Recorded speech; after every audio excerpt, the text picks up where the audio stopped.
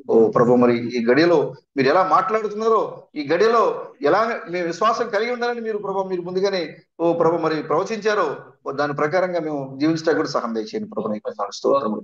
ఆ బయలుపాటు మేము కలిగి ఉన్నట్లుగా సహాయం దయచేయండి ప్రభు. నీకు వందనాలు. ఇక్కడ మోకరించిన ప్రతి ఒక్కరిని కూడా దీవించండి, ఆశీర్వదించండి.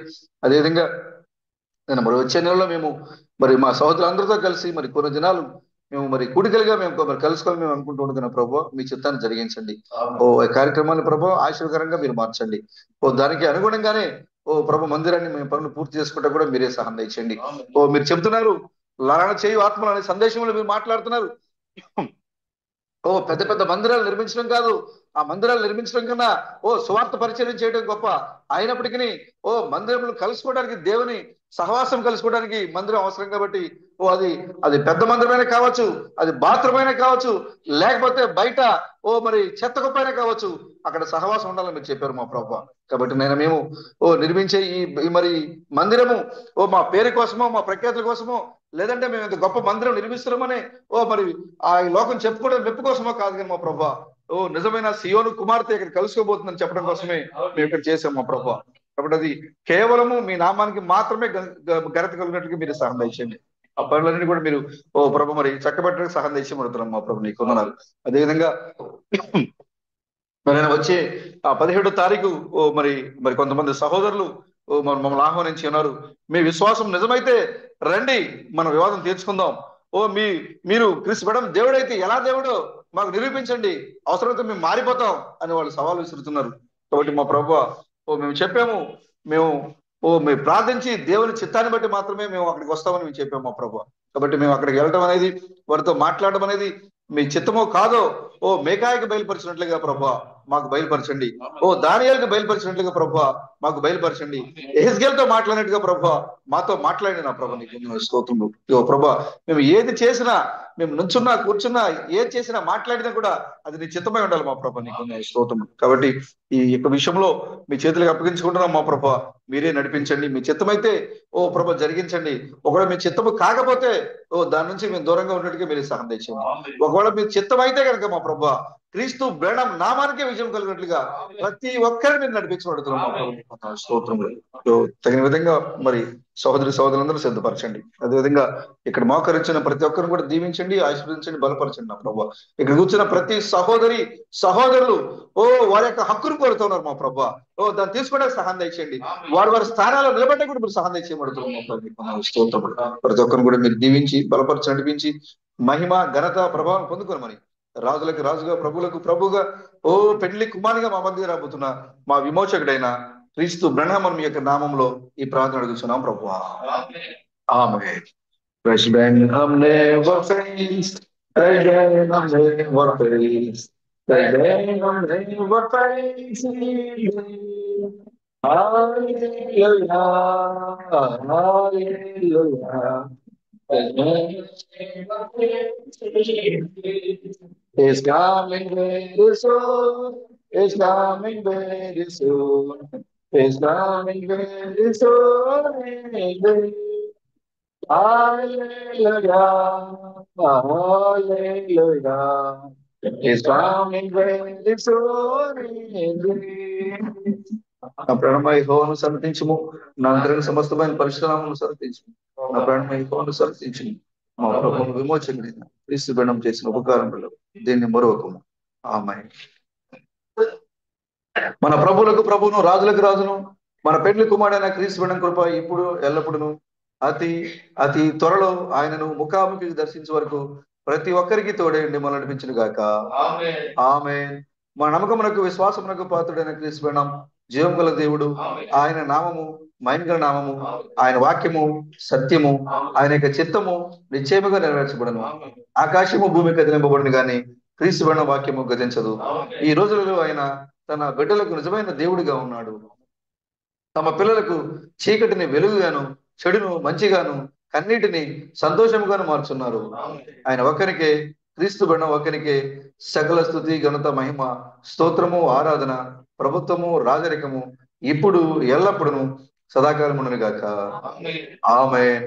మన నమ్మకమునకు విశ్వాసమునకు పాత్రుడైన క్రీస్తు బృందం, ఆయనే రాజులకు రాజు ప్రభులకు ప్రభుగా అభిషేకించబడినందువల్ల ప్రతి ఒక్కరి హృదయము భయంతో పీడింపబడి ప్రతి ఒక్కరూ భయంతో మోకరిల్లి ప్రతి ఒక్కరి నాలుక క్రీస్తు బ్రణమే ప్రభు అని అంగీకరించను గాక. ఆమె ఆమె ఆమె గ్లోరీ టు గాడ్. అందరికీ వందనాలు.